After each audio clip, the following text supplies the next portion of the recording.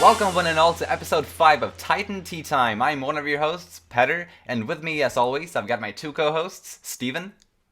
Hello! I have tea downstairs, but not with me right now. Dang. And we also have James. Nothing says hello and I love you like genocide. Okay. Yep.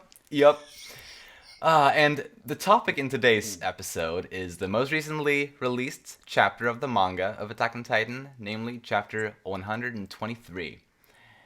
And I thought this was a very interesting and insightful chapter. But my spontaneous thought, I will say right off the bat, my spontaneous kind of reaction after I had read it the first time was that it wasn't exactly surprising. It wasn't a surprising chapter. It was a very mellow chapter. Yeah. Kind of was. Until the end. Insightful, I think. I thought. Mm-hmm. Oh, well, yeah, mellow until the end. That's that's the way to put it. What did you think of this chapter? Like just like a general thing you felt or a vibe. So something that I have kind of wanted for a while in the most recent chapters is I want more character moments with the cast that we like and enjoy, instead of constantly referring to, flashbacks and backstory. And this chapter delivered that. In a flashback story. In a flashback story. But still, I mean, I like these characters. I'm not a huge fan of the, Ymir stuff with the World Tree and all that. I'm more of a fan of, this core cast of characters, and I'm glad that we got to see them all together again, whether if it's present day or not, I can tell you're not a fan of Zeke. What about you, James? Yeah, what about you, James? Yeah, I'm still wrapping my mind around it. I mean, going into it, part of me expected they would just continue on with the action. But I think looking back on it, when we first read the last month's chapter and we had our discussion, I think we said that we wouldn't be surprised if there was kind of like a cut, like a break from all this. I don't remember. I don't know if we said that. For some reason I feel like we said that, whether it be like Levi and Hanji or whatever, or just something else. I can't remember if we said that last time, but either way, I think we may have touched on something like that. Yeah, maybe. But either way, I can see why there was kind of like this relax from the climax that was last episode or last chapter. Kind of you calm down a little bit and then get right back into it with the last half of the chapter. So that was it's for me. It was kind of time to catch my breath and catch my breath. And then the other part to it is we get to see Mikasa and Aaron's relationship kind of develop a little more than it has as of late. Yeah. We'll get into it, but we kind of understand what Mikasa's thinking, what Aaron's thinking. Exactly. And now we more or less know his true motivations. But, probably, yeah. But who knows? Right. I don't know if you guys have seen... I don't think you have seen it, Steven, because I think I've talked to you about it, but the film called The Shawshank Redemption, based on a book. I love that. No, I have not seen that yet, and I'm going to get a whole bunch of flack from both you guys in the comments. Have you seen it, James? Oh yes, I love it. Such an amazing awesome, movie. Great. Yeah. Oh, it's incredible. So I actually saw... without spoiling anything from that movie, just one thing that movie does is that it has two very distinct main characters, that film. But they are two very different types. Like, they're main characters in very different ways. We have Andy, who is the main character in the sense that the story is basically about him, mostly. Right. Like, first and foremost, the story is about Andy. However, we also have Red, who is the second or the other main character, not lesser, but he's the other main character, and he is the main character in the way that we see the whole story from his point of view, basically. So that's how those two characters are main characters in different types of ways in the same story. Red is Morgan Freeman, right? Or Yes, okay, in okay, the film. okay. He is played make by sure. Morgan Freeman. That's right, yeah. And I felt like this Attack on Titan chapter was similar to the Shawshank Redemption in that regard. Huh. We have Yeah. the story, like, has two very clear main characters. It's pretty Eren and cool. Mikasa for this chapter. And Eren is the main character. It's about him. It's still about him, as it mostly is the story, but we see it through Mikasa's eyes. The whole chapter is basically from her perspective. And I thought that was a really nice way of telling the story. It's a way to get inside of Mikasa's head, which we haven't really had the pleasure of doing in a long time. Indeed. If really ever. Or, I mean, at least it's been a very long we time have since a she got bit. this amount Yeah. of focus. Right. Exactly. How often in either, because maybe I know that the writing would be different, so I'll say both. Like, how often in the anime and manga have we had third person narration? There's a big third-person narration. Yeah, just Like what do you mean? Like who for would example, narrate in this chapter that? we have Mikasa's words being in like the boxes because she is Right, but that's not third-person narration, is it? That's more like or first-person maybe I should narration. rephrase. How about like thoughts? Like we're hearing characters' thoughts that are Or just more- narration in general. Yeah, Like thoughts, I think is very common. that That's- happens a that's lot all over like the from place. moment to moment, but But this kind of narration is not as common. yeah, because you obviously in anime you have a lot of like moment to moment thoughts, right? But not like introspective like what this is right here on the first page. Right, yeah, because this is her thinking back on this whole, this like all of this. So it is different. Yeah. And I don't think it's used all that much in Attack on Titan, in this exact way. That's true. Very well. I guess we get into the chapter here little by little. We see the cast. I'm assuming this is like maybe the main cast is around 18 or so. Here, like it might be a year and a half or so before the Marley arc started, maybe roughly. Yeah, I mean, Eren here is one taller than Mikasa, but also looks much older than he did after. After they were at the ocean, Correct. like, and also Jean has his Oh yes, that's correct. his attractive beard. Yeah, very. And Connie is very tall, Yeah, what happened? which he is happened post time skip. Right. And they're arriving in Marley, meeting up with Oyankopon. What a funny name. Sorry. Yeah. No, it is. And yes, this is Mikasa narrating this, Morgan Freeman style. Imagine that voice. Actually, don't. I wouldn't be able to keep a straight face if I did. Yeah. But yeah. And well, I think this scene is of course it's about the new like impressions from the new country that they neither of them had seen before, and Right. it's about all of that, like all these new things. But it's also about Eren's, well, his distance from the group, right? Yeah. Yeah. And that was seen already when they arrived at the ocean at the end of the Return to Shiganshin arc. Like he was, even in that scene, he was very like just kind of I agree. absent-minded. He wasn't there, you know. I think I think it all started when he kissed Historia's hand. Historia. Yeah. So I think that's when it started. I think that's definitely the case as well, because I think when he kissed her hand and touched her in that way, he saw the scene outside of the chapel after Gracia had killed the Rice family. He saw that he and through his father's mind in the past, he saw his own future, right? Right. Exactly. I think that's he pretty saw his sure own that's what- future. Yeah. And he's been holding this burden all of these years, ever since he kissed Historia's hand, and that was probably maybe 3 or so years ago at this point, maybe. And he's been holding that burden to himself, and I think he's trying to find, like, this chapter is also very much, I think, in the way I interpret it anyway, it's about Eren trying his best to find another solution.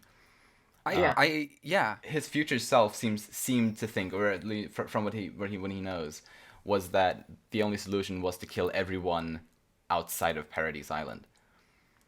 Yeah. Was the only way for Paradise Island to achieve peace and freedom. And he's trying to find a different way, I think, throughout this chapter. I totally agree, and I think he's also thinking like, does it have to be me, or because I think we're reaching the point where he is gonna, or he knows he has to sacrifice himself in order for the people to be free, truly be free. And I think right now during this whole time, as he sees all these people, being persecuted or whatnot, he realizes that if I don't do anything, if I don't become the sacrifice, nothing's going to change, or the persecution will continue, and people will still be imprisoned, not free. And yeah, I totally agree with you. He's trying to find, or he was trying to find a way, or trying to see, like, does it really have to be me, or is it, is there a way? Can people live in harmony? Is that possible, more or less? Precisely. So yeah. Right, and it's also because I think he doesn't, or like he will go through the plan, as we of course even see, but or at least he starts it, but like I think Eren understands that it's not the people of the outside world that are bad necessarily. Like people aren't, especially the people living today, because most of the issues are from centuries ago, and I think Eren understands that the people in the world aren't really what's bad. It's the world that's the cruel place. And I guess that's the point that Isayama is kind of lifting up throughout the story ever since the beginning, is that it's the world that's cruel. True. And he wants to destroy the world, and I guess the people happen to live there, but I don't think he's against the people of the outside world specifically. I don't know. It's strange. Of course, it's also a burden, I think, for him, knowing that he will also have to kill fellow Eldians that live in other nations across the world. Yeah. That's also something that's weighing him down. Well, okay, so two things. One, I mean, I get what you're saying. For some reason, at the end, when they say it's not the people who have immigrated here who are bad, it's the people on the island, the Devil Island, that are bad. Everyone's like, yeah, clap for him or whatever. Right. I feel like for some reason right there it felt like true, like the world is evil, but also that these people just everyone's just prejudiced against his people. But you do bring a good point. I guess it is the world, the government, the just society as it is right. What's bad. So I see what you're saying there. And now I forgot the second part I was gonna say. So we'll just move on. Oh no. Oh, okay. Maybe it'll come to you. Yeah. But yeah, this chapter is very good at getting a perspective on what Eren's plan, or what Eren's mindset is, how he wishes to carry out his plan after getting a perspective on what the world is like outside the walls. Yeah, that's true. Exactly. This does kind of, you know. Yeah. So basically, it serves for us, like, because before we were all upset and confused, this chapter does allow for some clarification. It does. It does give some clarification. Not completely, but yeah. It's not in surprise. Like, as I said in the beginning, like, it wasn't really surprising. I don't think any of it was exactly surprising. But yes, it does clear up a few things, and it was a good chapter. I mean, it would have been surprising if everyone was like, "Oh, immigrants are great, and everyone should love people." That would have been surprising. What the heck? What? Like a complete U-turn? Yeah, there you go. Yeah. So what's going? No. So what I was going to say is that I feel like the events are kind of leading to Eren having to sacrifice his own life in order to save the world or whatever. And maybe that's why he's just so conflicted. I mean, yeah, Aaron's maybe never been the one to care about his own life, I suppose. But I mean, that's a great burden, and maybe he is trying to become enemy number one in some way to have everybody like rally against him. I don't know. Right. That was It's also a thought I odd. remember having about him. Like he Uh-huh. tries to get everyone to get up or to gather forces against him, so Yeah. that maybe. But I don't know. I don't know about that anymore, honestly. Yeah, Well, yeah, yeah. we've talked about that before in previous episodes and chapters. I don't know if I agree or not anymore too. Right. Mm-hmm. But I just have to take a little break in this in the chapter here and just talk about the car. Oh my god, I appreciated that so much. And of course, it's our three comic relief characters. Oh yeah, Connie, Sasha, and Hanji, like the big funny it's a funny car. guys. Like A cow? the It's not a funniest cow. part to me, the funniest part to me in this was when Hanji is like she starts by saying it's a car as if she's like going to be the smart one, but then she follows that with hello car. Oh god. Yeah, exactly. There you Like, go. oh no. My favorite part. My favorite part is when Levi's like better keep them from buying carrots, and he's Oh, like, yeah. "Oh please." Wait a minute, Yeah. they're buying carrots. Right, exactly. Yeah, that was so funny too. Oh my god. And that kind of almost like passed by me the first time I read it. Like I almost Yeah. didn't pick up on that joke. It's so funny though. Like oh god, are they actually? Oh no. And they would react that way, honestly. It's so stupid. It's funny though. Yeah. Ah. You Yeah, know, and, just looking at Aaron here when Mikasa says not to leave his side, he's just that panel right, that first one. He just looks horrified, Yeah. almost or mortified, like Extremely maybe just troubled. I don't know, maybe yeah, disturbed or something. Like maybe like he's just looking at these people is like, yep, I'm gonna kill all these people. I Precisely. don't know how I feel They're about that. they're all going to die. It's Maybe that's what he's thinking. yeah. I think so. I think that's something that's going through his Yeah. head the whole time when they're here. Yeah. Basically. Yeah. And of course, Armin is just happy to be in the outside world. Like, and that's so in character for him too. Oh boy. Yeah, well, I mean, Really he's kind always of- had this like desire to go outside the walls. Well, of course, it's been It's true. his drive This is force his the whole dream. time. He's living Yeah. his I dream. mean, He's- we've known that ever since like the first couple episodes of the anime. Right, precisely. so- He's just so happy. He just has this innocent smile on his face. It's so Yep. precious, kind of. Yeah, and Aaron, I guess he's, yeah, and he just says he's kind of just forgotten about that. He's so lost in thought, I guess. Yeah. You know, just seems just so out of it. Yeah.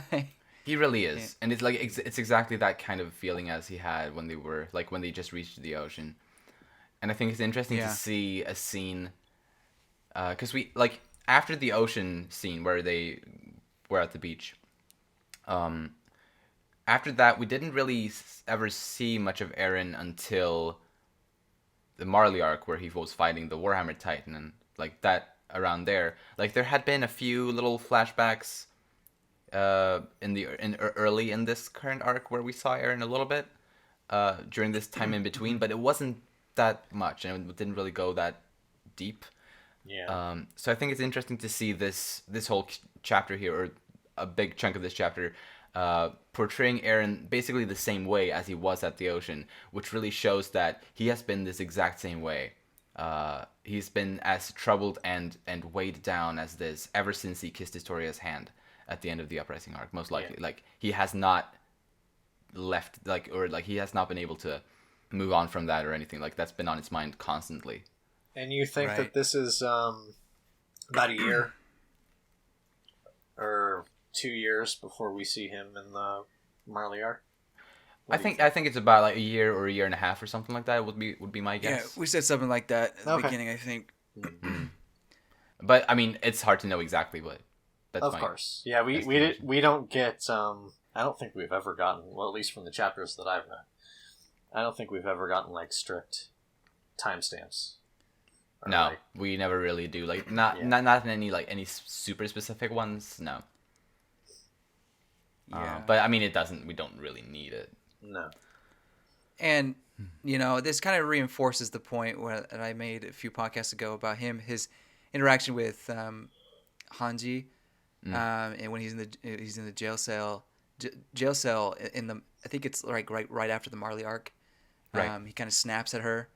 And I think we understand that more now, not because he's just this angsty, 20-something-year-old. It's he has the weight of the world on his shoulders, and he doesn't know this is the only way. Basically, is what he wants to say, and if he's desperate to find another way, and I think you see that, he's somewhat. You can kind of see that him being desperate, but also lost in his own thoughts during this chapter.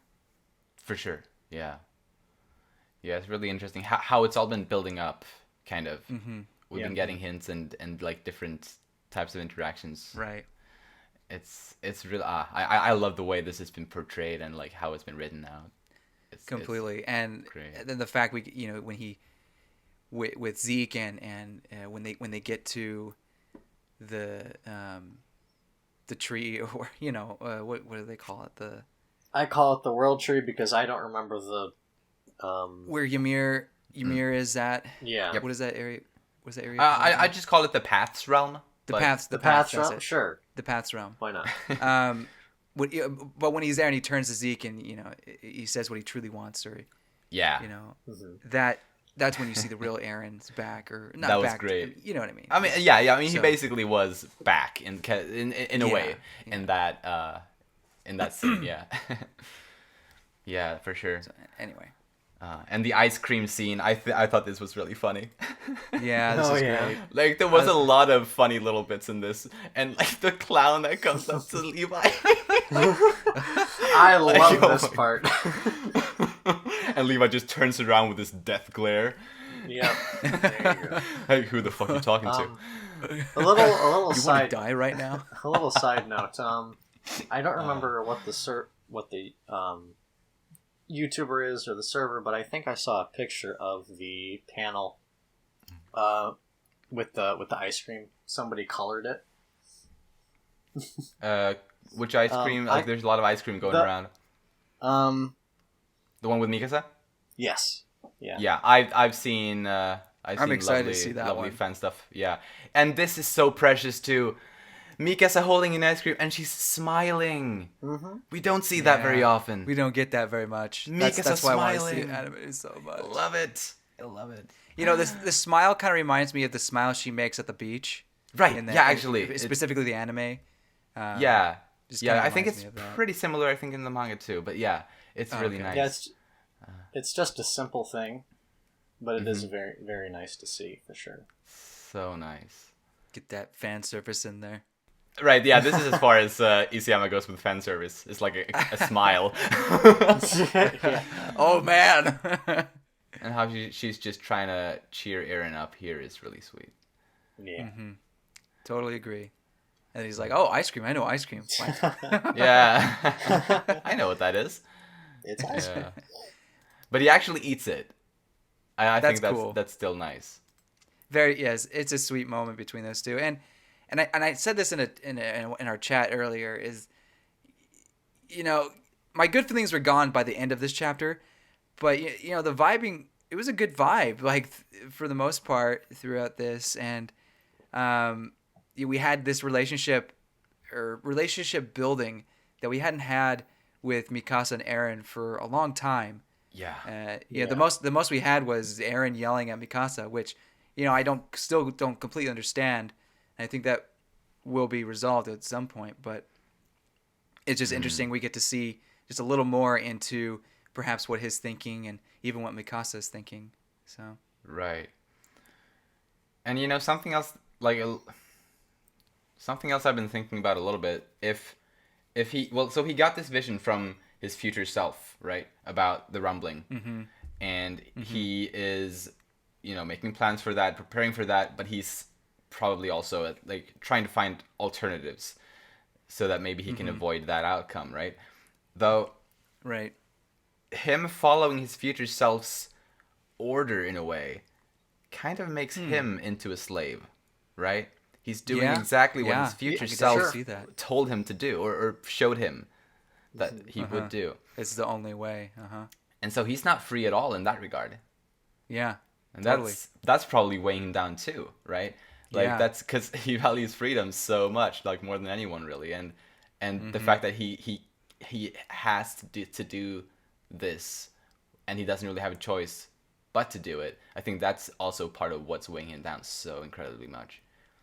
That's a great point, because one of his things that he said he hated about Mikasa, in that infamous scene, is Yeah. that she had no choice. Like she was Exactly. basically a slave or something like that. And I wonder if he was just projecting his feelings onto her. Yeah. Like her situation, he was just, protecting his own situation. Another thing, if you don't mind me going into another tangent, Go is on.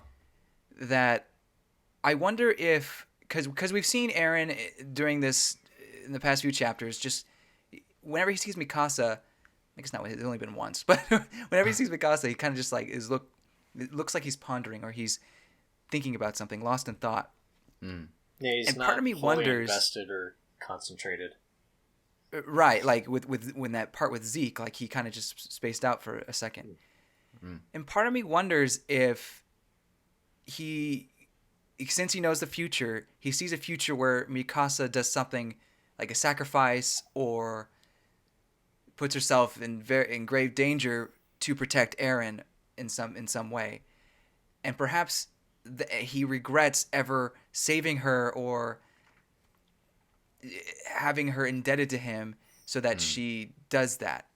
Right. And maybe that's why he's so conflicted about her being in love.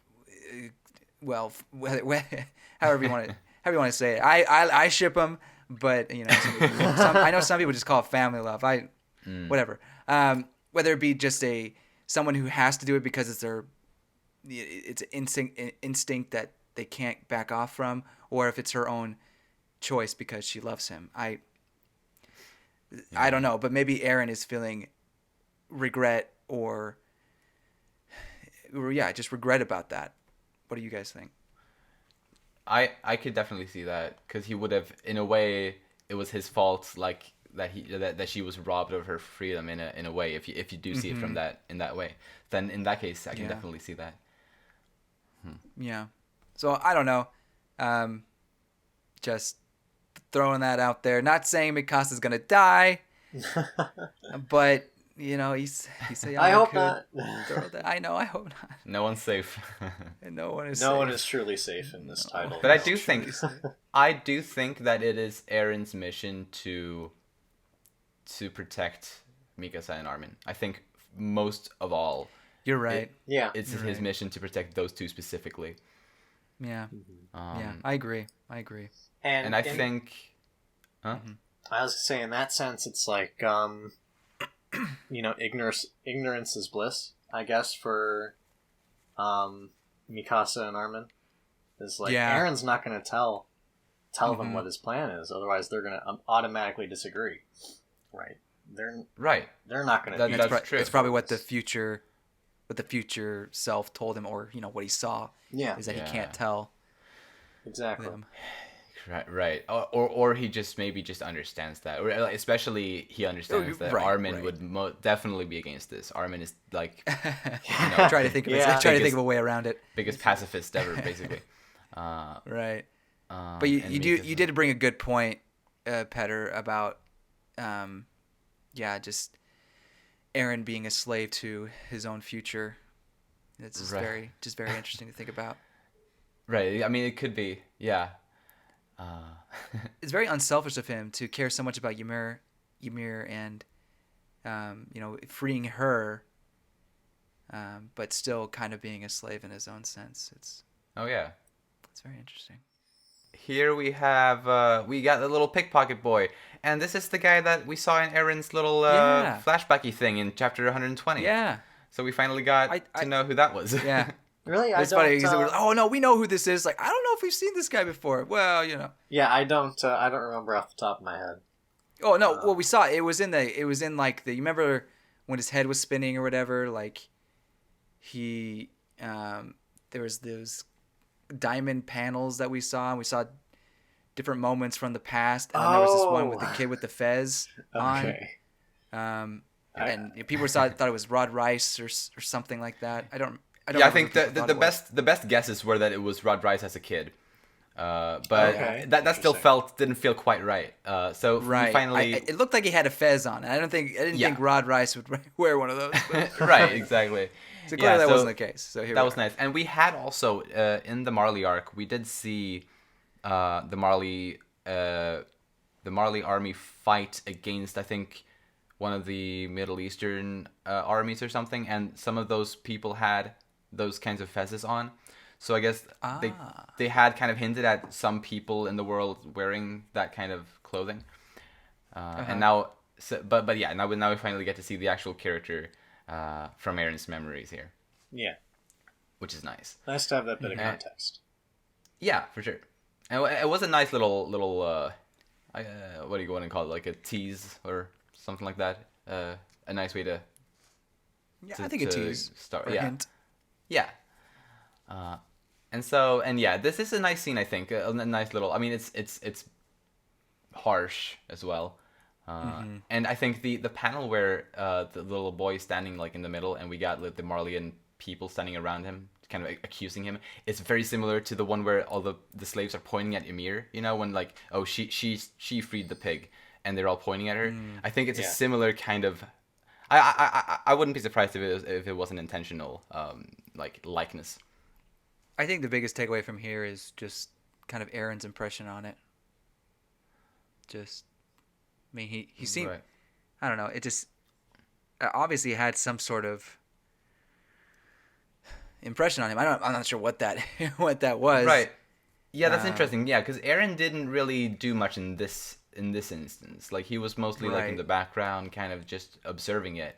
But still, it was impactful to him enough so that firstly he would actually go to where this boy lived later on, and secondly the boy would appear in his memories among when he was transferred into the Paths realm or whatever you want to call it. Yeah. So yeah, it was an impactful moment for him somehow. Yeah, I just don't know why. guess it could have to do with the fact that even outside of the walls, not only are the Eldians oppressed, but other people as well. Like this boy is most likely not even a Marley or an Eldian, but he's being treated incredibly bad anyway, and just shows even more how cruel the world is, I guess. It just goes back to that point you're making. Right. And also that, oh boy, this kid is going to die when I rumble the world, because he happens to live outside of the walls or outside of Paradise. That too. Yep. But Levi does a really nice thing though, carrying the kid away and doing that little act. It's not that convincing, but they somehow make it out of there. Yeah. Hey, if it works, it works. Yeah. Somehow. See, there you go, Steven. There's your Levi action for you. Yeah. Not what time period I wanted it in, but you know. Yeah, we got both Hanji and Levi back in this chapter. Yeah. Yeah. What more do you want? Just kidding. I'm sure we'll get there soon enough. Don't worry. Oh, we will. And yeah. We meet the Hirisu lady again. I forget her name, but yeah, we all know who she is. Yes, Yeah. I recognize the Is face. Don't remember the name. Azuma Bito? Yeah, I think that's the country. Okay. Maybe, or is it her name? I actually, it could says, be her name. allow me to Where's guide you to Miss Azuma Bito's estate. Oh, okay, then that case, that's her name. That's Okay. definitely her name then. I have not been that good at keeping track of her name and her country's name and stuff like that. To be fair, she hasn't had a huge role. True. Yeah. And I mean, she has her own agenda too. It was made very clear, like early on. indeed. She's just helping the Paradise people because of their resources on the island. Exactly. basically. But I mean, she's on their side, so I guess that's good enough. You'll do. Yeah.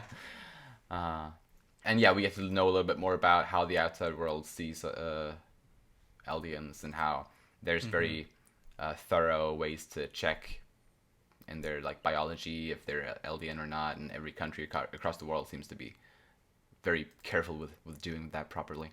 Yeah. And they're discussing the this forum meeting conference thing, which is going to happen the day after. Mm-hmm. They're just trying to do everything they can to not do Zeke's plan, basically. Right. So that's why they felt like they had to do this. Oh, we are going to be peaceful. You know, we're not evil. We just want peace. But it's not going to be easy. That doesn't work. Or it's not going to be easy. Right. Yeah, and I wonder if this same plan is the one that has Historia on a farm, pregnant somewhere. I think that's the same plan, right? Zeke's plan? No, the Path of Peace. Maybe. I don't know. I don't think Zeke plan cares about what Historia does. Yeah, no, precisely. He wouldn't. And it's definitely not Aaron. We've established that it wasn't Aaron's idea to do that. Definitely wasn't. But I do think Hanji is kind of... I mean, she's... I think Hanji is just trying to be realistic in some ways. Like, she doesn't mind being brutally realistic if she needs to. Yeah, that's just her character. If she's going to side with Historia being, bearing children for the good of the Eldian people on Paradis, then she will side with that if there's benefit to it. Right. Probably. Right, and I'm pretty sure that's what I was saying. Right. And I think it was also made clear in the prison scene that you mentioned earlier that it was Hanji who thought that was that was a good idea. Anyway, Mikasa notices that Eren is missing from the room. Of course, she notices that. And of course, she's the one to point it out. Right. So she goes to find him, and this is a really lovely scene. Starts off with Eren crying. He's just standing there crying. Look, all the dead people. Yeah. I'm gonna kill them. It's horrible.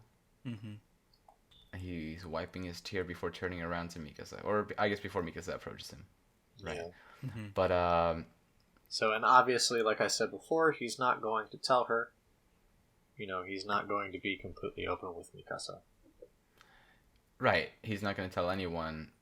However, I feel like here when he starts asking Mikasa why it is that she cares about him so much. Yeah. I think he was about to. I think he was like almost going to spill the beans in some case. He was almost going to do it, yeah. There was, I think he was, because you can see in his eyes here, like, he's so broken, right? And I think this is the moment that he was kind of, that he could have told someone. And I think Mikasa was that someone that he could have opened up to. Mm-hmm. And maybe this way of asking her this question was just a way to kind of ease into the moment, and maybe after that he could have opened up even more. But maybe her answer was also something, and I think she makes a point on that later as well. After when we're back to the present day, she kind of ponders that what if she had told him something else instead of that he's family, then maybe could things have been different. I think she said something like that. Mm-hmm. I think so. But if the old man hadn't given them the drinks, I was gonna say, like, we've seen this so much in media where there's this big intense moment between these two characters, and then someone just comes in and interrupts the moment, right? Well, I think it's the other one. I think it's the other guys from the 104th Training Corps that interrupt more than this old man does.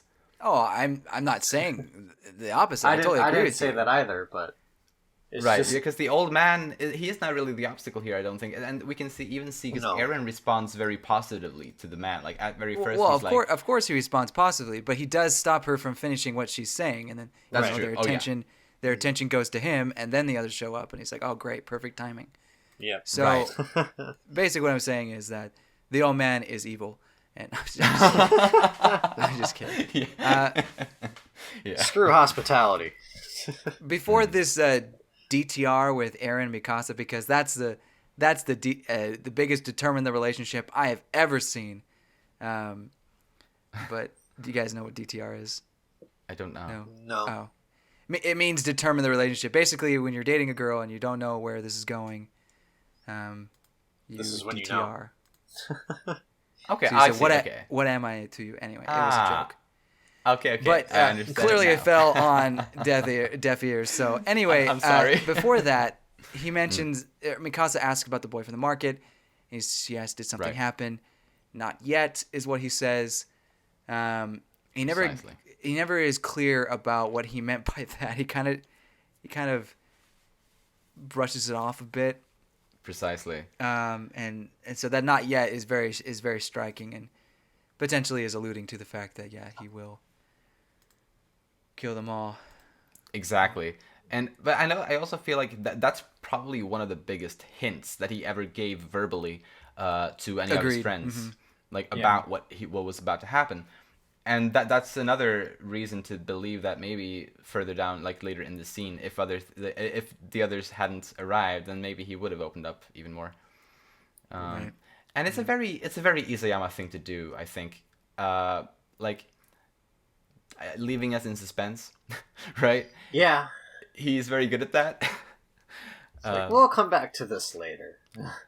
Hopefully. You think? I mean, Mikasa was sweating bullets there. Maybe she Yeah. was grateful that everybody came in. She's like, "Whew, That is true. I dodged that bullet." I'm just kidding. And well, no, I think there's some maybe there's some like I could kind of maybe see that being important. Because what if the only reason she cares for Eren is because of her Ackerman bond to him? What if that actually is true and that's the case completely? Then what?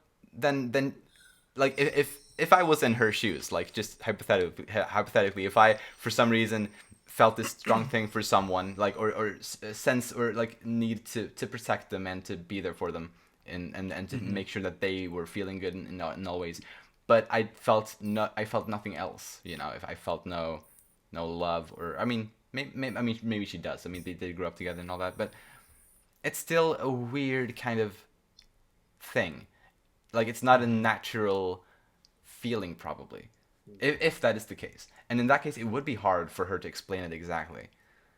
And then I don't know. And then she would maybe as you said, maybe she was glad that the others came and interrupted.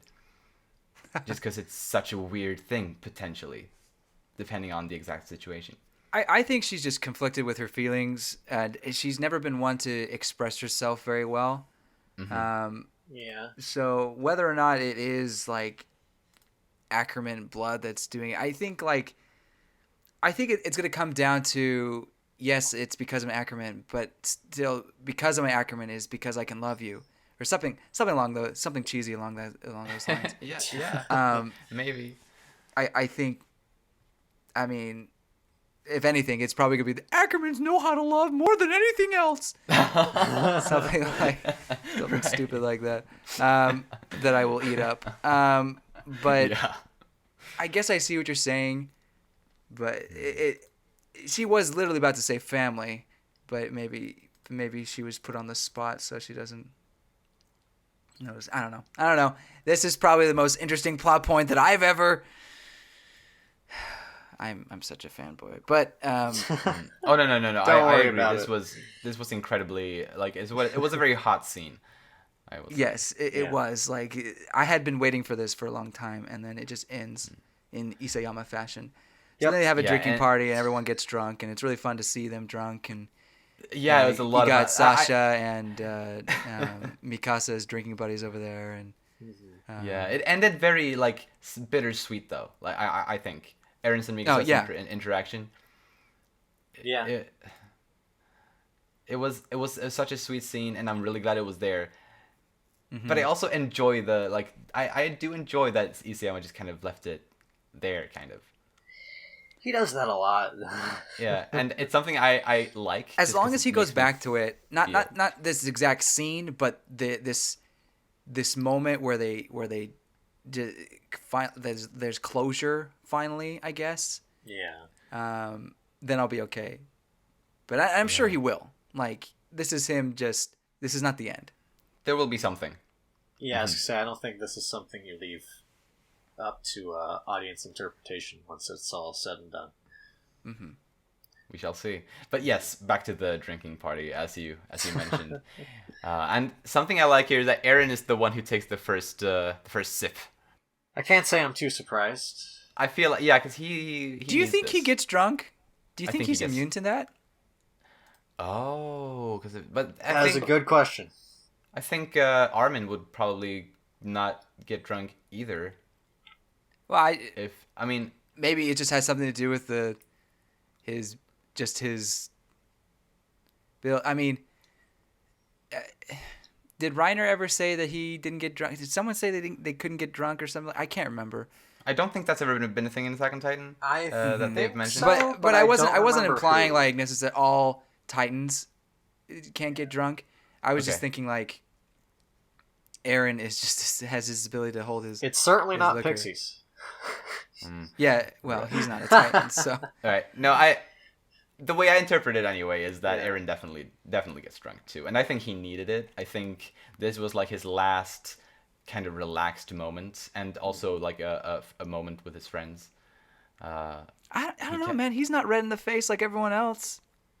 Everyone else is red in the face the whole time except for him. He's never red in the face. Even when Yeah, they're drunk you on are the right. floor, he has no red in his face. All I'm saying is maybe there's something to do with the Titan he has in him, or the fact that he kissed his story. I don't know. Like maybe Okay. maybe he just is becoming this. super Interesting. being. I hadn't noticed that. You are right that he doesn't have this like blush thing in his face. That is true. I hadn't thought of Yeah. that. I don't know. Maybe he just can't be. Maybe he can't relax. Maybe it's not possible for him to. Maybe he didn't drink that much. Maybe. just- I mean, he's the first one to drink, and then you see him again drinking more. Yeah. Ah, man, I don't know. I want to think that he enjoyed himself during this night. This is a weird detail that doesn't even matter. Why am I pointing this out? Asking the most important questions here on Titan Tea Time. Can Aaron get drunk? I mean, he does look relaxed anyway. You know, he's smiling. And I mean, yeah, he's- sure. He looks like, he's like, man, my best friends. I love you guys. Kind of. Right. Yeah, totally. But Oh. yeah. So I don't know. I will say when I read this scene, I was laughing so much, and at the same time I was honestly tearing up because it was just so like it's comedic and emotional at the same time in a way that I Right. don't Yeah. I don't know if I don't see that a lot in fiction. We're not gonna get a scene like this again. I really don't think. Maybe not till like it's all said and I think done. this is like the last time we will see all these characters together with smiles on their faces. I mean, Sasha's dead. So Well, Not only that, but you get what I mean, right? no, Yeah, I was agreeing right. with you totally. Like Yeah. Yeah. Like it's not gonna happen again. No. Not until the very end, like the last. Assuming chapter, that there or the is, last you know, pages. right. happy resolution to this story. I mean, I'm not saying any of these characters will have that said happy resolution, but I'm sure there will be some people somewhere who are happy. Yeah. I don't know. Maybe. I don't know. We'll see what happens. Eh, But yeah, you could be wrong, but yeah. But again, I think this is the last time we'll see all these characters having a good time together. indeed. Yes. I just realized Sasha's throwing up in a bucket. Oh my Yep. freaking gosh! I just saw that. Yeah, that last panel of them all is just so perfect on so many levels. And the It most really precious is. thing, or the most precious thing after Mikasa smiling with the ice cream is Mikasa lying right next to Eren right there. I love that. Ooh, There goes the Eren Mikasa ship. Ooh, ooh. I am on board. I am on board on that ship. I am also on Not board gonna lie. that ship. Not gonna lie. And I like so yeah. There's Sasha puking in the bucket. There's Mikasa and Eren there, and we got fucking Connie with the fez on. Yep. He had some fun with her, like trying out some of that. One wild night. And we have Jean lying under Eren's leg. Like, what? How did he get there? Actually, we had a lot of fun drawing this scene, and Yeah, specifically this panel right here. so good. Another one of my favorites from this one here is a little bit further up, where the old man is like, "Oh, the liquor's gone," and then Connie and Jean are like, "Oh, well, we'll get some more. We'll get some more. Hold on." It's so good. Oh yeah, and then it becomes a party. You're right. Oh my gosh. The imagery speaks so Yeah. well, like here. Like, you don't need the words. You can see, like, you can hear their voices kind of. It's like, "Oh, hold on, we'll get some." Yeah, there is no dialogue. Yeah. It's so good. So well done. And Sasha trying to get the boy to drink. She will be missed. There's too many good things. Yep. And onward we go to the big meeting. And yeah, the speaker is talking about how maybe the aliens outside of Paradise are fine, but the ones on the island are definitely devils, and they must all die. You know, it's nice to see that even in the Attack on Titan world, in this world, the United Nation is just as useless as it is in our world. Shots fired. Wow.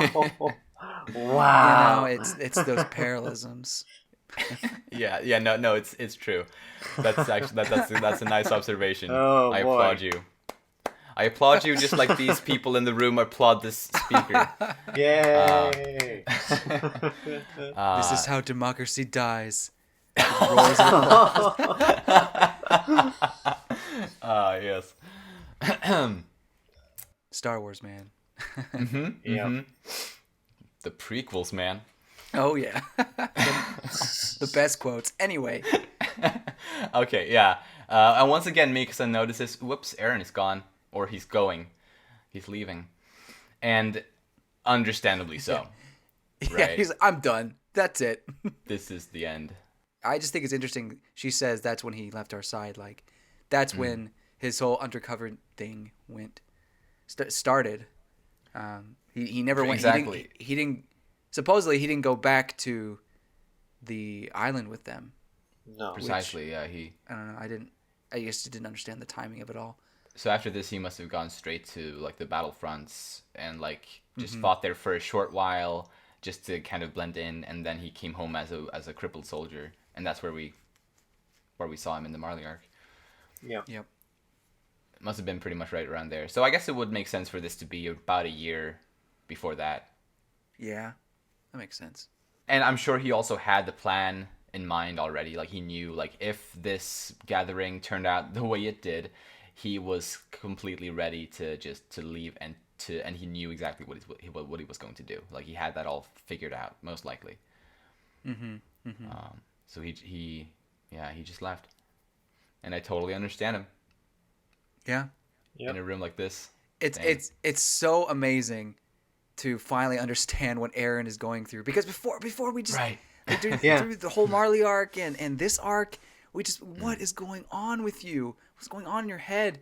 And these past few chapters have just been, excuse me for the bad imagery, but popping a zit, like just like It's just true. like We're finally getting some perspective and some answer, some pus, to come out. Some. Yeah. Oh, it feels so good. Yeah. It does. It really does. All right. Okay. Yeah. Yep. Just all that tension building up. But yeah, it has built up, and now we are getting that resolved to Yuka. I mean, there's still pieces we don't fully understand, stuff like that, but at least we're understanding why he's been like this. Precisely. And yeah, he starts sending the letters. I guess. Well, he could have sent letters, or these letters, I guess they could have been from when he was out, because he's sending letters to his friends. They could have been from when he was fighting in the war, because I mean he must have been on the fronts at least for a period of time. Unless these letters are actually the ones that he sent with Falco, but I don't know if that would have been so soon before, like that short of a time before they met up with him. Yeah, it's hard to pinpoint. You kind of have Armin here in the same kind of. I don't know. I'm just trying. I mean, it's hard. It's hard to pinpoint when that is. Right. You have everyone who is visiting the mainland. Right. In Actually, that image. Maybe they never went back after this either, or like between this and the Marley. Maybe they also stayed there. So they were there the whole time. They could have been. I think. Yeah. Actually, that's a good probably. point. It's possible. Actually, I think they must have been, because how could Eren have sent letters to them if they hadn't been around good there? Point. That's right? a good point. Who would be sending letters? Pigeons. To Parodies. They send a mailman to Parodies. Oh, I got some letters for you. They got fax machines, right? Right. Anyway, yeah. So boy. you make a great point. Yeah, they're still on the island. They were on the island the whole time. Right. At least from he that was moment. giving them instructions. Right. Yeah. Yeah. I was rereading recently. I was rereading the battle in Liberia, and they arrived there very quickly. Like after Eren turned into a Titan, they were pretty much there right then, ready with ODM gear and all. Yeah. And like the airships and all. Yeah, I had just assumed they had just timed it perfectly. Like they knew when Eren was going to do the thing, and because they had coordinated. I guess but it makes more sense because it's how can you coordinate across the sea like that unless you know some. But I don't know. It just makes more sense if they're there. Right. Yeah. And I also like at first, like my first thing back then when I read the Marley arc, I also like just like naturally I guess assume that they had come directly from Parodies then, but yeah, they couldn't really have. Yeah. And yeah, we get a lovely shot of Sasha being shot again. In case you thought she was gonna come back. Yeah, thanks for the reminder. Thanks for the reiteration that she's dead. And we're making our way back into present day here. Yeah. Yeah, and this was where Mikasa was pondering over, like, if she hadn't replied the way she did to Eren in that scene and said that she thought of him as family, then maybe things could have turned out differently, and maybe they could have. I guess we'll never know. Can I just touch? Can we just touch on that? I just want to hear you guys' opinion. Which says, what if that day I chose another answer? So does she mean like? If she got to actually say something, or if she had said, "Because you saved me," like what? I mean, it's purposely vague to like so we don't understand. Like, is it one of the options like he gave her, or was it a different option, like how she truly feels? Like it's not just family. Like I love you, dude, or is it, or was it just that you saved my life, I am indebted to you? Is that how she was wanting to answer? I don't know. What do you guys think? I think that I think part of this is like she wished she was more honest with both herself and Eren.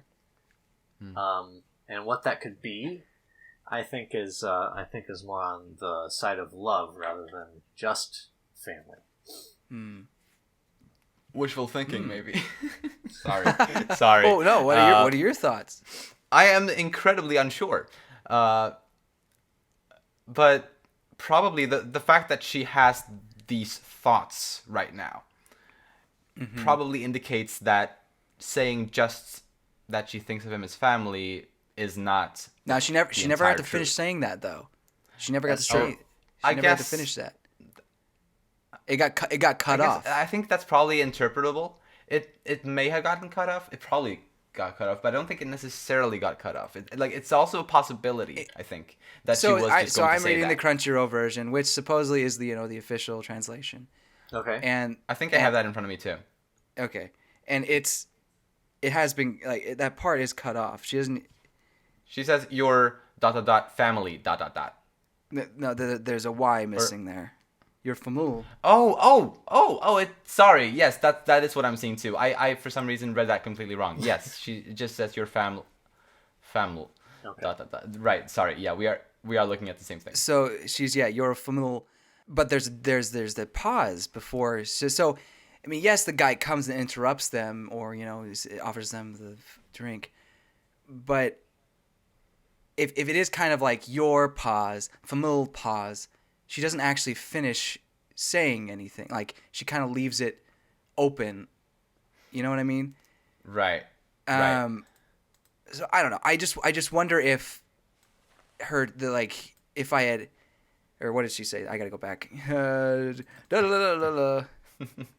It says if I chose another answer, what was her answer almost silence? Not silence. I don't know. Like was the answer family, the original answer family, or was her not actually saying family the answer? You know what I mean? I will say this: she's not very confident in both this. Well, clear. So what I think is that she struggles to comprehend her own feelings, like she has from the very beginning. When people say, "Oh, your boyfriend," she's like, "He's not my boyfriend." Family. She's always kind of had that conflict. She doesn't truly understand her own feelings. Mm-hmm. So I wonder if that moment she had, again, that confliction, and maybe her not saying straight up your family was in her eyes a mistake. And so if I chose another answer, maybe I don't know. I'm kind of going through hoops here, but I guess you see why I'm conflicted. Yeah. Yeah. I mean, it's super ambiguous. The whole thing, really. Like I think it can be interpreted in a lot of ways. Like one way is that maybe she did intend to say exactly just your family. Period. Mm-hmm. That's a possibility, but there's so many other things that it could be, and it's also most likely whatever she did say or tried to say maybe wasn't even what she felt. Right. So there's I mean that's true as well.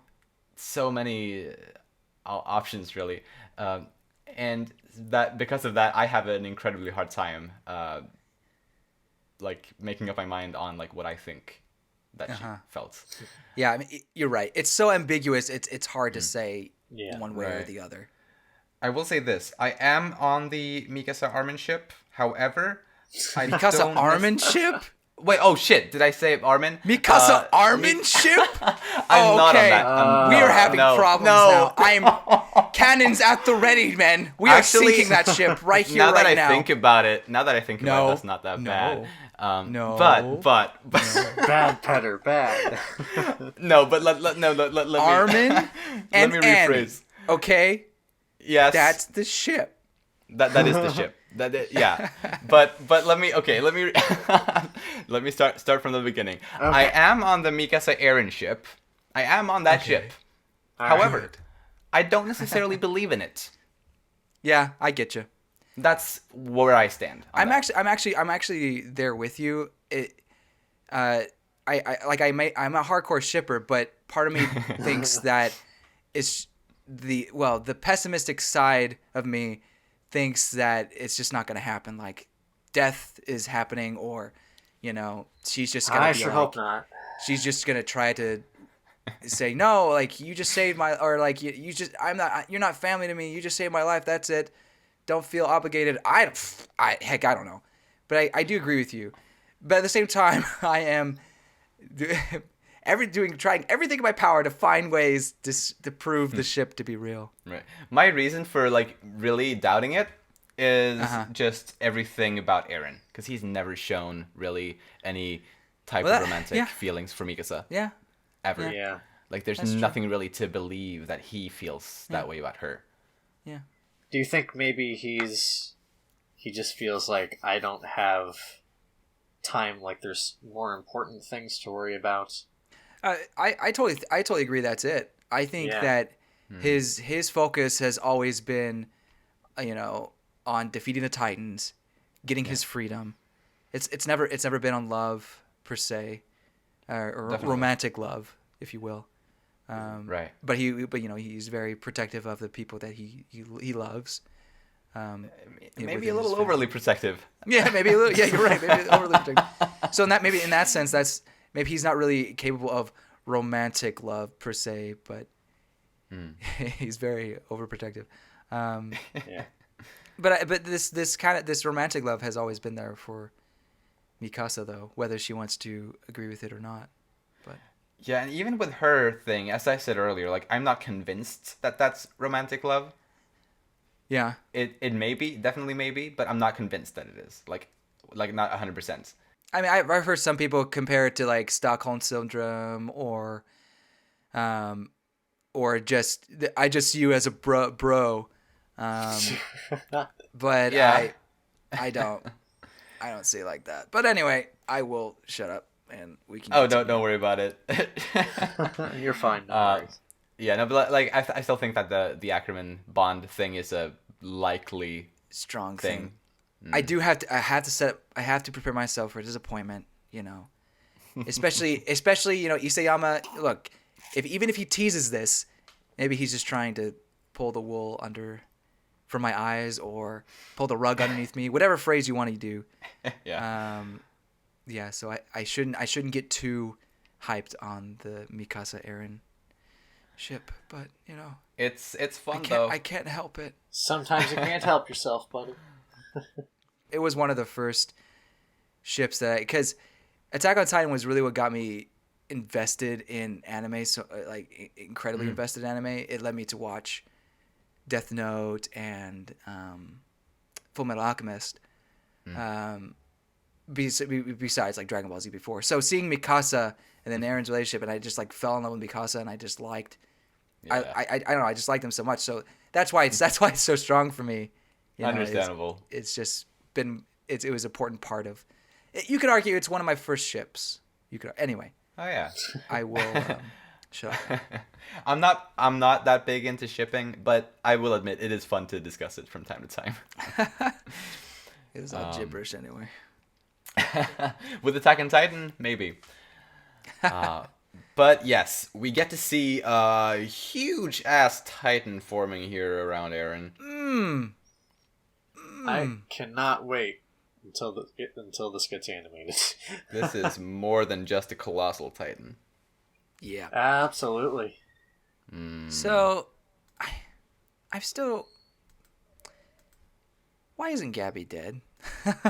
This is a huge Titan. That's a lot of smoke. James, there's this thing called plot armor. I guess, but Isayama doesn't do plot armor except for the original 3 and Reiner, who has the plot armor. The Titan. plot armor Titan, yeah.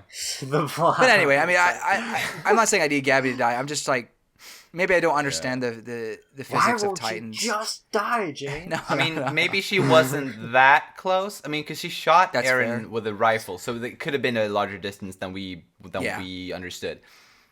So I don't know. It's, I mean, this is pretty big, though. So just help me clarify.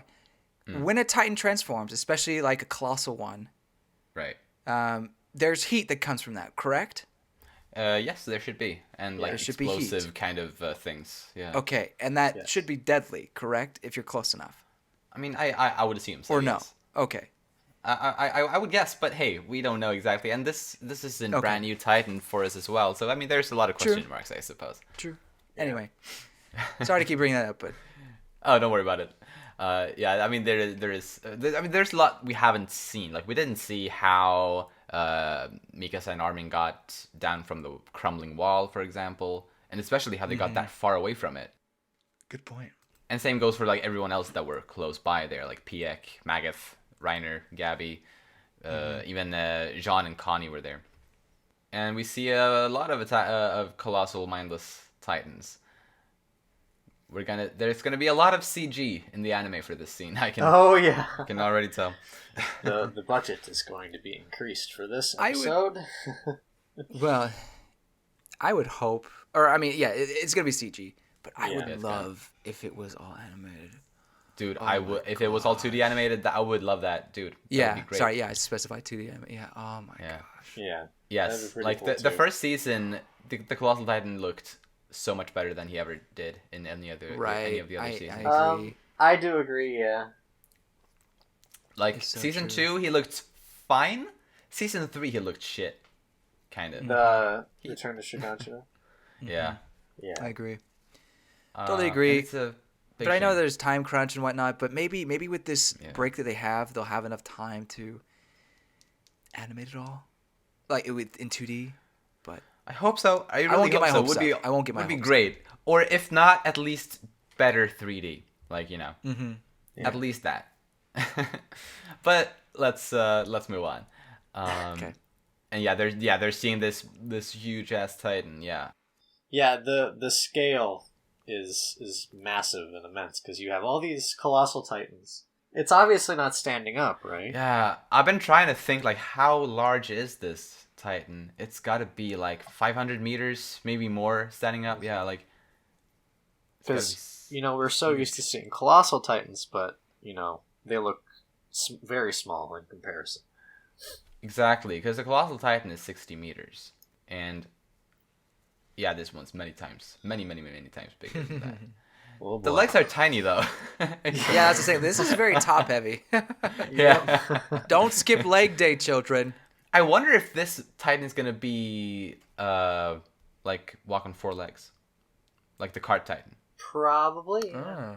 Oh, that's a good point. I didn't really think of it until just now. Honestly, I thought it was gonna be similar to Ymir's Titan, but aside from Right. the spine and the rib cage, like, I mean, we haven't seen it yet, but it doesn't. Right, we haven't really Yeah, seen it's, them. it's not fully formed in this chapter.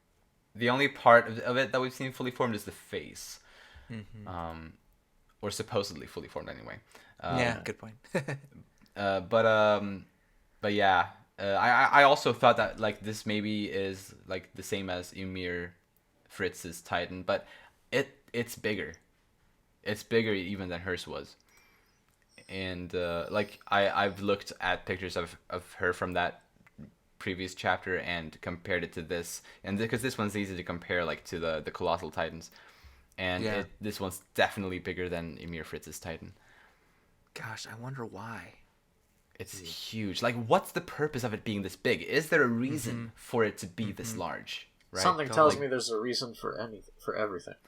exactly. So- This is Hajime Isayama we're talking about. There's always a reason, right? So what's the reason here? I wonder. I don't know. Maybe we'll find out next month. I don't Maybe. know, man. We'll see. Oh, You right. never know. This is great though. I like the effect here when Armin and Mikasa are talking, and there's just so much rumbling. Like there's so much noise that they it's can't hard. really hear each other. It's purposely hard to follow. Yeah. Yeah, Right, and like- it also I thought it really made you feel like, at least for me, it made me feel like I was kind of there and like I was hearing all this just Yeah, noise. no, totally. Just Yeah. it was It's- really it's- good at that. to me as a I'm more on a graphic artist side right now, but I would think that it's very hard to portray like intense scenery like earthquakes, and this is very much more of like a quaking scene, and it's used with a lot of Well- sharp lines. What do you mean? Yeah, quaking, but this is sound. This is like Yeah, it's definitely kind of a more sound on the going sound on. base too, and that's hard to like portray just on a manga page, Mhm. But I think all these sharp symbols are used to great effect here. Indeed. Well, Absolutely. Japanese letters. Yeah. Yeah, and like we don't even need to know like You don't me even as need to know what a they non mean, yeah. non-Japanese speaker. Yeah, I don't need to know what it understands. I still get the vibe. The you know? the purpose, yeah. It works perfectly. It really drew me into the scene, And I they really are felt like I was everywhere there. in these next few pages. Yeah, different sizes, different Uh-huh. yeah, spread all over the page. It's great. And I feel like here when Armin shouts like, "Aaron's on our side," how could he not be? Do I sense some doubt in his voice when he says that? I don't know. I like it's hard to tell, but I feel like maybe he's questioning himself. I totally think he is questioning himself. Well, he's questioning like, or he's trying to confirm that surely this is happening. If this is happening, Aaron's on our side, right? Like this has to be a good thing, right? Right? Like he. I mean, he you know, has to make he's a not split sure. Oh, yeah. decision, right? Like, you don't really have a whole lot of time to think right now. It's a very impulse thought. For sure, for sure. And yeah, no, what you said, James, was actually gave me a little bit of clarity in like he's on our side, how could it not be? And yeah, like how that's technically good for them, but it's still a horrible, horrible thing that's Right, happening. right. I mean, Right. in the previous panel, he's talking to Mikasa, saying like, you know, he's like reasoning with her in a sense, like, yeah, like the rumbling started immediately. That must mean Aaron. It's what Aaron wanted, and if Aaron wants that, and he's gonna crush the people in Marley, then he's on our side. Like, how that has to be what it is. You know, I think they're just Precisely. grasping to understand it and whatnot. But And to kind of see the good in it right, as well, probably. right. Wow. And we get a short little peek of Yelena here. She's just Zeke, like Damn crazy eyes. yeah. Yeah. That like it was a very short thing with her this chapter, but it was really nice to just see her reaction to it all. Oh yeah. And she knows that Zeke has lost. Mm-hmm. Oh dear. Her god has lost. Mm-hmm. And Armin also notices that not just the wall around Shiganshina was turned into Titans, but also all of Wall Maria, which is the outermost wall. Of course, later on, a couple of pages from now, we will also learn that every single wall crumbled, and all of the Titans are now walking. But they kind of ease us into it a little bit by first showing that all of Wall Maria. I mean, look, crumbled. I get it. You need time, but once a month, I can't do it. I can't do it. Yeah, this is full on It's rumbling now, and we impossible. know it. Like when last chapter ended, we were like, okay, how much rumbling is there? We Right, didn't know. right. But now we know. It was epic, but yeah. And honestly, of course, it's gonna be all of the walls. Like it's gonna be as grand as possible. Right. But still. just seeing it and just realizing this is it. Like Right. there wasn't some sort of like, you know, cop out or anything like that. This is happening right now. Like, this is definitely, to me, the sign of maybe not like in 3 to 4 chapters, but this is like the final, like, it's not, I want to say it's a climax, or like the sign of a climax is definitely coming, because this is what the arc has been leading up to, really. What do you guys think? No, definitely. And I mean, Yeah, we're in the climax. the rumbling will be the climax, I'm very sure. And this is the start of the rumbling. So, yeah. Also, this chapter may, depending on the amount of chapters that there will be, this chapter may be the first chapter of the last volume. Maybe. Whew, I hope all the loose ends get tied up. There also may be more volumes after that, but Yeah, it is the hopefully. first volume or first chapter of a volume. Okay. Maybe the last, but we don't know for sure. We don't. But it's exciting. I think it's exciting not knowing how much there's left. Yeah. Like, if I was reading this manga after it was all out and I knew exactly how many chapters existed, it wouldn't be as exciting, I don't think. But at the same time, we don't really want to wait a month. That's true. There would be that is true. It would have been nice to not have to wait that long between chapters. So real quick before we move on, so Mikasa's like questions in the previous panel. She questions Paige, I guess. Aaron, come back to our side. And then we see Armin notice something. So he says what? Who says that's why no? Is that Mikasa saying that, or is that Armin saying that? I think that's Mikasa. Okay, that's what I thought when I first read it. But I'm trying to understand what does she mean by that's why no? What is she trying to grasp? What is she trying to say? Like she's not happy that Aaron's back on their side? That's not what she Right. wanted? Yeah, that is a little bit weird. Or is this Armin saying what? That's why no, and then he finally understands what's going on, or or or is that Mikasa? I don't know. Help me. I think this is where having voice acting would definitely clear things up. No, I think it's definitely Armin. I think it's definitely Okay. Armin because Okay. he's like, well, so Mika's at first is like Eren came back to our side, and then I think and after that, unrelated to what Mikasa just said, Armin notices that all of Walmaria is being turned into Titans. So he's Yeah. what? That's his first like what? He sees the wall and he Yeah. sees all the Titans. That's why no Mikasa like he's just Yeah. it's just him like stumbling on his words before Yeah. he says that even Walmaria. Okay. It makes a lot more sense if Armin is saying this rather than Mikasa. Right. That yeah, and I didn't really think of it that way until now either, but I think that's definitely the case. Cool. Okay, It's good. just yeah. Because otherwise it's very confusing and it's like what why aren't you happy about this? Not happy, but right. why yeah, aren't no. you like Why are you just- questioning it? yeah, anyway. Right. Okay, right. cool. Sorry, thanks for answering Yeah. clearing that up. Oh, thanks for bringing it up because it gave me some clarity too. Okay, good. And yeah, and I guess right before Eren starts talking telepathically to them here, I think Armin kind of realizes that that Eren's plan is to destroy the whole world, not just the Allied forces. Yeah. He realizes that the Titans around Shiganshina would have been enough for that, but there's more Titans being released, so there's a big thing happening. And then we get to Eren's telepathic message to all Eldians. And this was Sick. really, really sick, yeah. Yeah.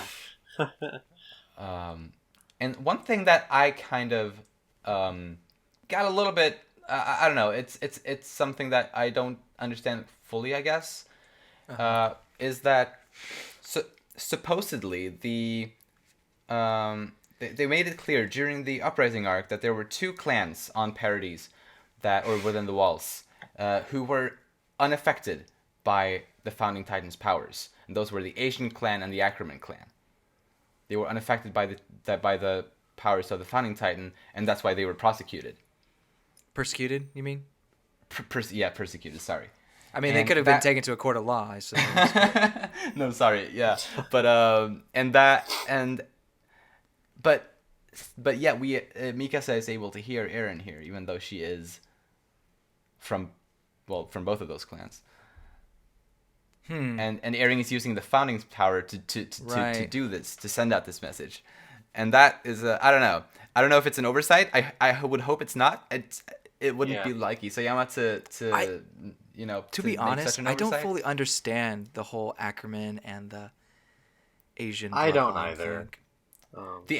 The Asian clan on Parodies are not Eldians at all. They just happen to like some Asian people just happened to follow King Fritz to the island when he went there and to hide or to seal himself off with his people. But they would eventually get the bloodline. I mean, they were only there for 100 years, which is, I mean, Oh, only 100 Not- years? yeah. They were only in the walls for 100 years. So it's like, yeah, sure, some would have probably, gotten Really? So only intermixed, the but- Asians were in there for 100 years? You sure? Yeah, the Eldians lived in the walls for 100 years before the Colossal Titan and Armored Titan showed up. Only 100? Yeah, exactly 100 actually. You'll have to find us a page. Well, I'm sure it's there. I just I assure you. 'cause I don't, with memory erasing ability and whatnot.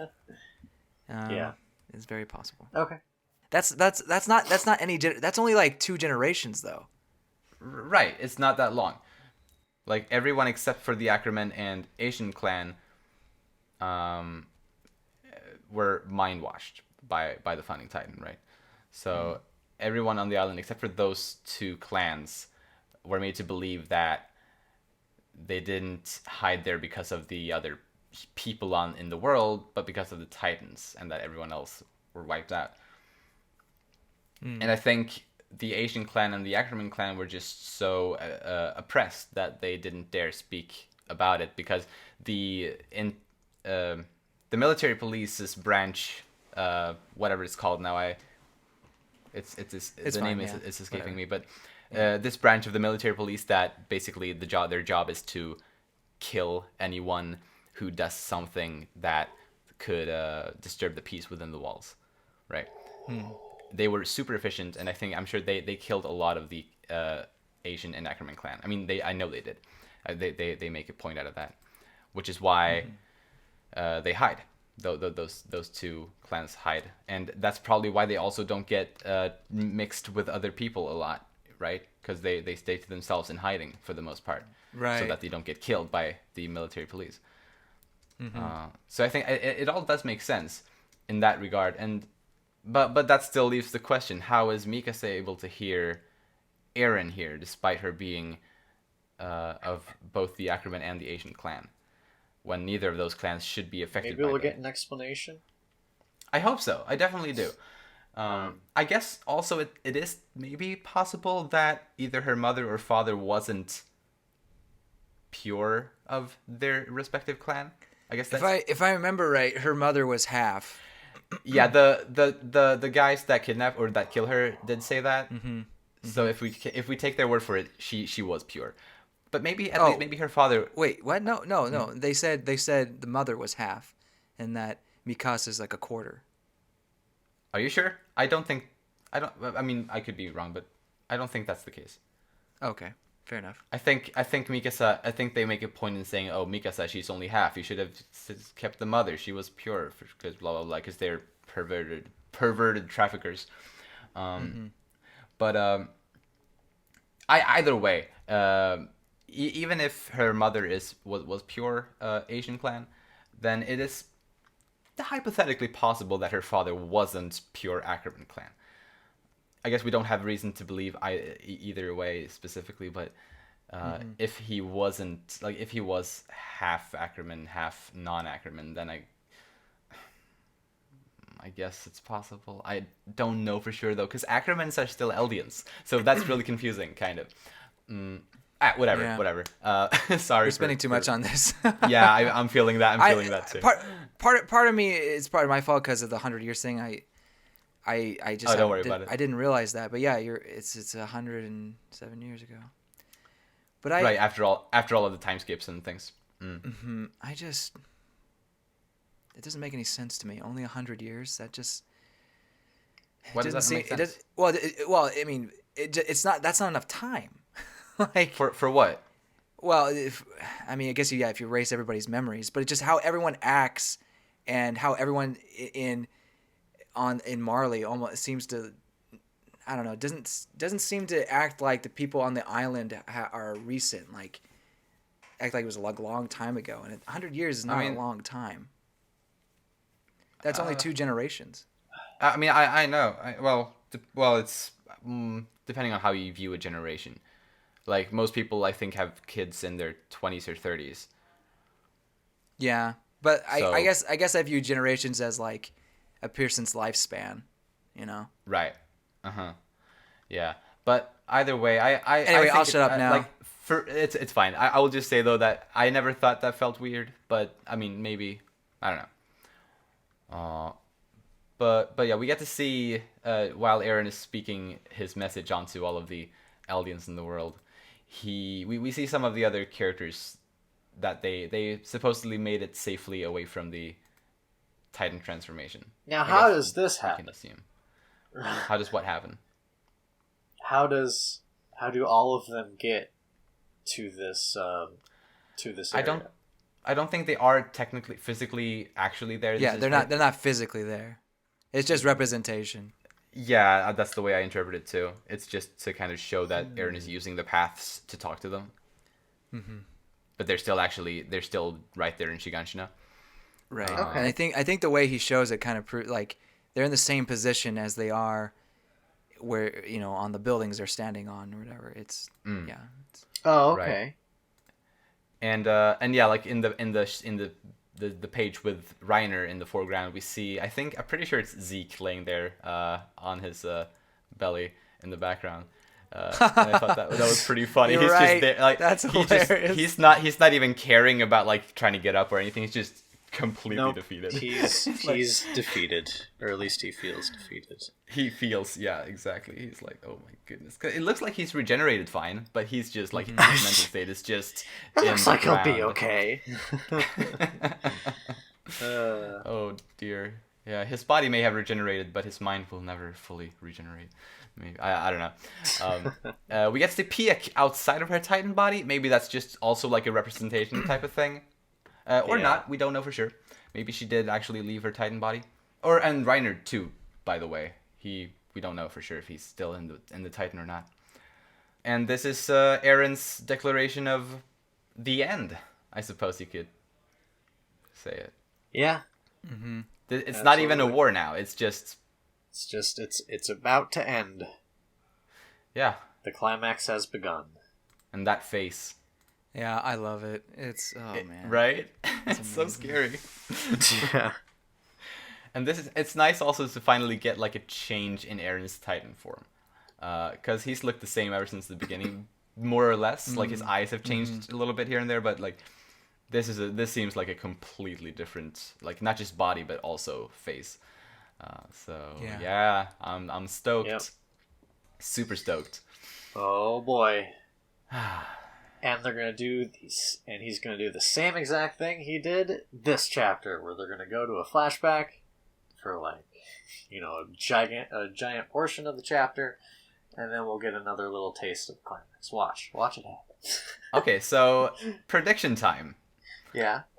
I have one thing that I honestly I've brought it up in previous discussions that we've had, but now I'm actually I actually think it's super possible. Like for once, I'm actually I definitely think this is a very good possibility for the next chapter, and it's that Annie waking up because Eren shattered all of the Titan hardening on the island, right? So her Titan hardening should be shattering as well, right? And that will bring her back to into the story. Will she finally have something to do? Find out next month. My prediction is this: she will be back. She will come out of her crystal and she will do something. I have no idea what though, because it better be important. Yeah, like I'm hoping she comes back. I don't. What is she other than be like, guys, I'm here now. Hooray! I'm here. Hey, oh my God. everybody just yay. Hey, what All I the fans. missed. Finally, she's been in that crystal since volume 8. It might be something like that where it's just like she just comes out and just kind of joins everybody. She's not gonna do much of anything other than maybe try to save some people. I don't know. Yeah. But, That's the thing. Like I have no idea what she would do or what she could do. Yeah. Uh-huh. Like maybe she can't even turn into a Titan anymore. We don't really know for sure. Yeah, we don't know idea. what the state is. Yeah. And we don't even know exactly where she's being kept either. I'm assuming maybe in the interior, in which case she would be far, far away from the action right now. Yeah. If she is there. Maybe she's elsewhere. But we don't know. All we know is that she's somewhere underground. Yeah. But yeah. Do you guys have any predictions for next chapter? Well, I mean, I said it many times before, and I'm going to say it again. Hey, where are Levi and Hanji right now? You just got them. Right. But not in present day, James. Not in present day. Yeah. They'll be back eventually. I also see it as a possibility for them to return next chapter. That's another instance of like, hey, what I miss? Pretty much. Hey, what's going on here? Yeah. I mean, we could see Hanji and Levi kind of like just realizing that the wall is crumbling from wherever they are. They're probably pretty far away, and they're noticing, oh shit, the walls are crumbling, and that would be a completely different point of view. I mean, the same goes for Annie if she would wake up from their crystal and be like, what the fuck is going on? Yeah, both a outside perspective for sure. Right. And Historia, honestly, is another one of those. Like, she could also notice this whole thing going down from wherever she is. And that could be interesting, too, depending on how he writes it. What do you think, James? I have no idea. It's hard. I mean, I don't remember what I said last time, but I'm sure we mentioned that all the Titans would just come walking out. But here, I don't know. Like, so there's a final panel. I won't say what this final panel is. I know what you're talking about. For spoiler reasons, because I know some people don't want to see it. Right. Are you talking about the ad for short stories? What? Or something else? What? No, so Isayama has posted the final panel of the manga. Has Like- he? Okay. Admittedly, it was a while ago, and he could have It could have his changed. mind It about easily it. could have changed. Right. But- I have not yeah. seen this, so... Right. It's And I know. it's a very rough sketch though, so it's like there's a lot Yes. of Jubyism about it. Okay. Right. But Petter hasn't seen it. I have seen it. Oh, you did see it. I think we talked You about this said you on hadn't seen it. well, but that was I think when we talked about it the first chapter of Times this, change. or the first Times episode. change, I suppose. Yes. But- Because it was a long time ago.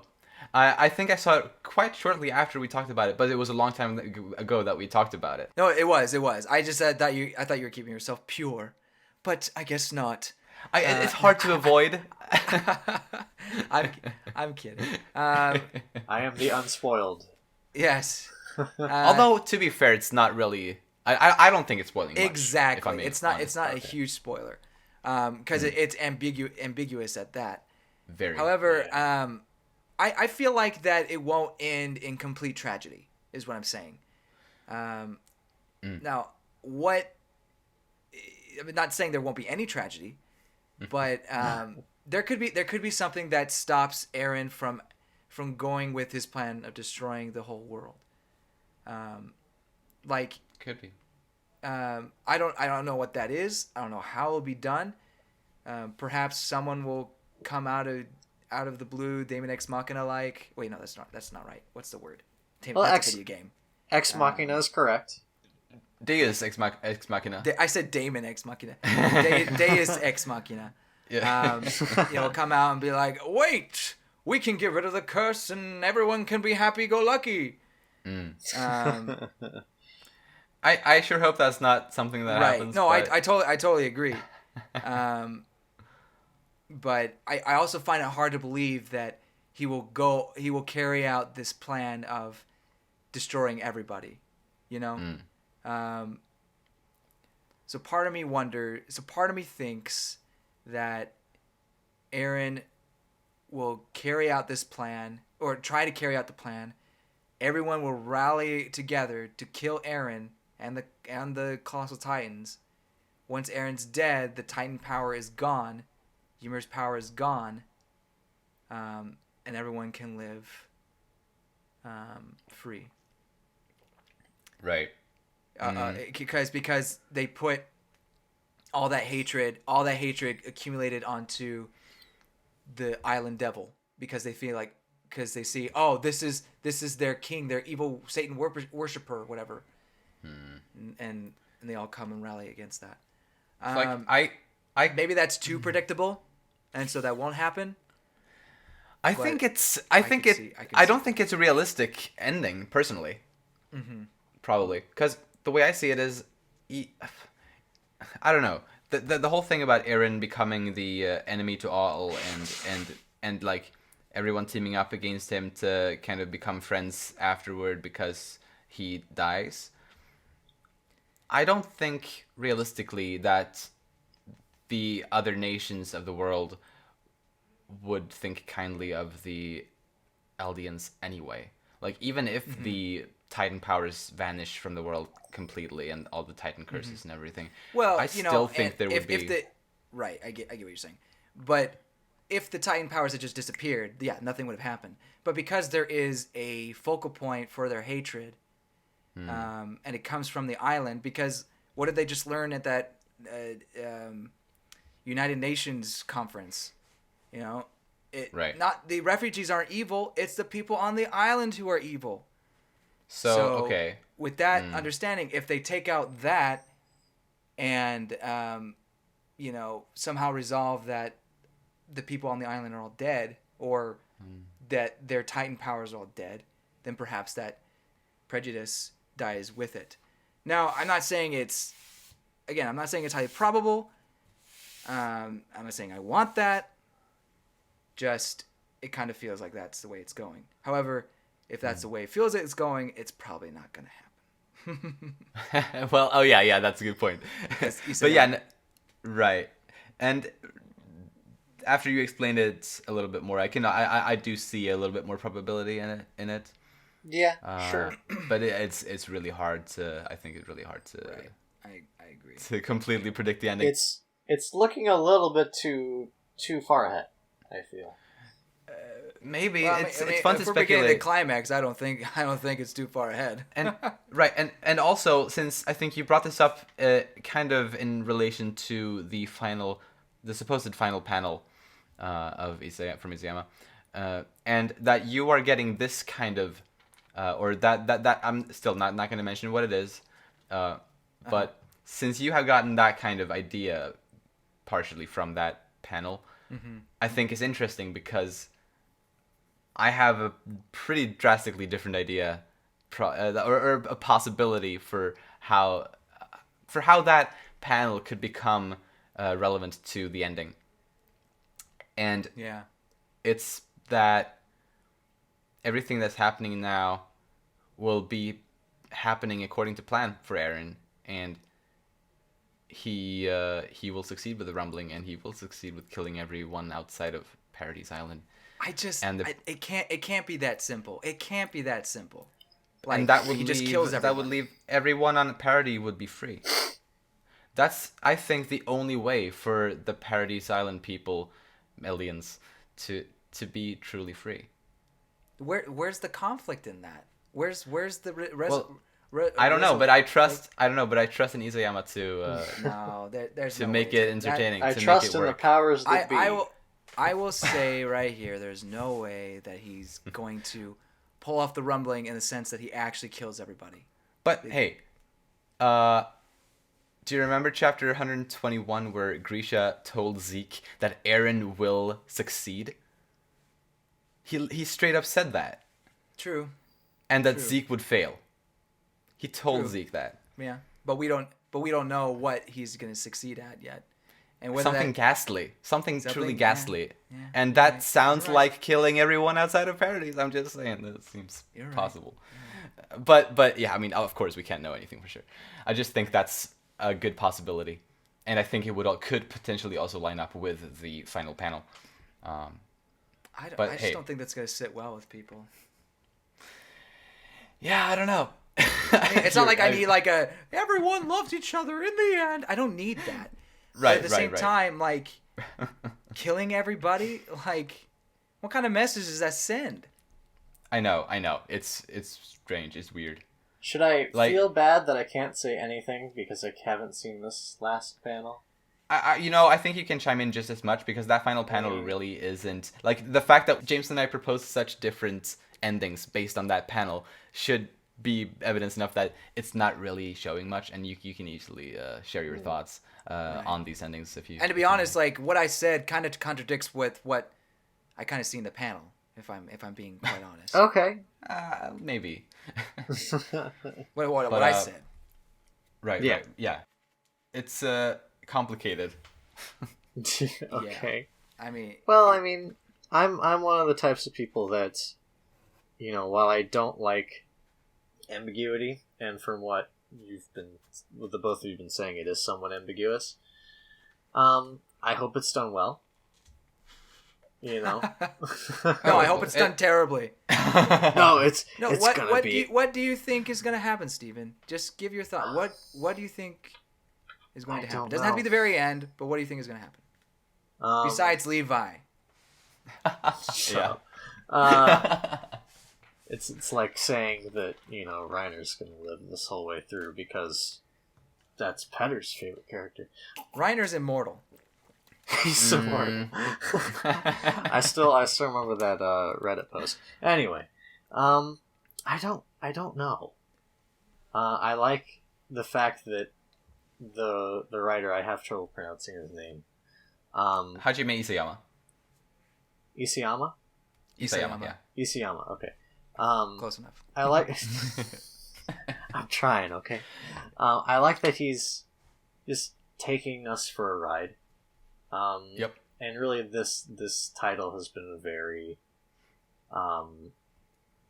it does subvert a lot of expectations, especially after the Return to Shiganshina arc ends.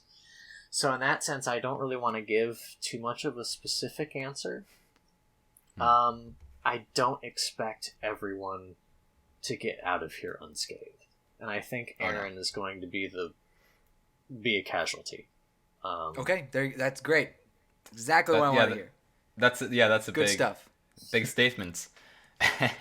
Well, I mean, we've been saying this whole time that Aaron's going to be a sacrifice, or he's going to make a sacrifice, right? Maybe.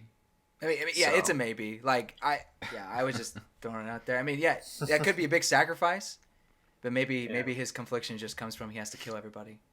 Yeah. And maybe you're right. Maybe you're right, Petter. I just find it hard to believe that he would end the series on just killing, on mass genocide. Right? Yeah, that seems like how do you end it? How do you end a series with that without like being banned in some countries? Well, it's already banned in China. Well, okay. Everything is banned in China.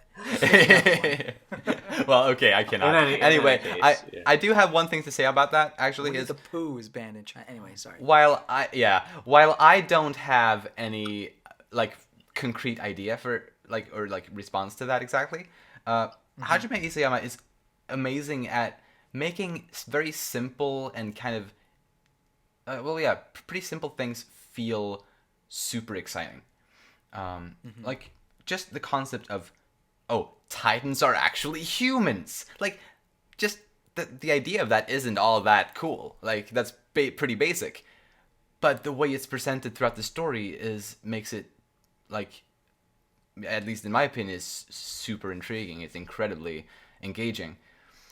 And, like, I don't know, there could be a lot of more to it than just mass genocide. But I don't know what. I mean that's incredibly exciting. I'm not saying it's not going to be interesting. What I am saying, it's good. It's morally conflicting, big time. Like, right. I mean, this isn't like which girl should I choose. This is should I kill everyone on the planet except for the people I like, or not? Right. And then again, I think it's also important for viewers. Of course, I do also get the idea, like, messages in fictional works do hold great weight, and I definitely agree with that. But I also think at the same time it's important to kind of distance it from reality, because it's not reality. Because Attack on Titan is full of ambiguous characters and like dubious and kind of like a very gray characters morally. Yeah. And like, although I mean, didn't we get Grisha redempted for the most part? Yeah. Everyone basically said that was probably the number one great character people had in mind, but I don't think that's the case anymore. Right. I still think he's gray to a degree, and like Erwin Smith is very gray. Even Levi, I think, and I mean all of the warriors, or at least the ones that went to the island as kids, and there's a lot of that going around, and Hanji too. I would say, but I think I'm at the point right now where I may actually have started thinking that Zeke's quote-unquote master plan might have been the way to go. It would have taken away some freedom in regards to having children. So here's my thinking. And this is what we'll end, or at least I'll end my thoughts. Okay. This doesn't go into Zeke. Sorry. I think don't worry about it. Eren will try. Eren will try to do the genocide, and this is the future that he sees. But the person that stops him, potentially, will end up being Mikasa. Somehow, that would be awesome. I mean, that makes sense. It may be cheesy, and maybe it's very cheesy. maybe too, by the books, but he is building something between those two. For like sure. some sort of important, impactful moment. This chapter definitely helped with that. Yeah. Well, yeah, yeah, exactly. Yeah, I mean, they were the main characters of this chapter. I mean, so I think there's going to be some sort of final interaction between Mikasa and Eren, whether that is, maybe it turns out that Mikasa can't stop him, and he just goes on a genocide raid, or Mikasa tries to stop him and it works, or something along those lines. But the problem with that is genocide's really the only way, that we can think of, that they're going to be free still. But maybe somehow they think of another way. I don't know, man. But I do think there is going to be a final interaction between those two, and potentially Mikasa's the only one who can stop him. And clearly Grisha thinks that he can be stopped somehow. Well, maybe not clearly, but perhaps he thinks Eren can be stopped. So that's why he's pleased with Zeke to do it. Right.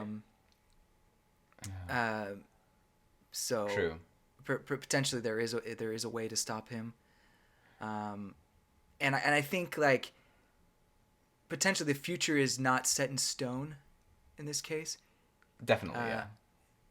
Because Eren had to make sure he did everything correctly. So what if someone reacts a certain way to what's going on that is contrary to his plan and gets in the way somehow? So anyway, that's just one thinking I had.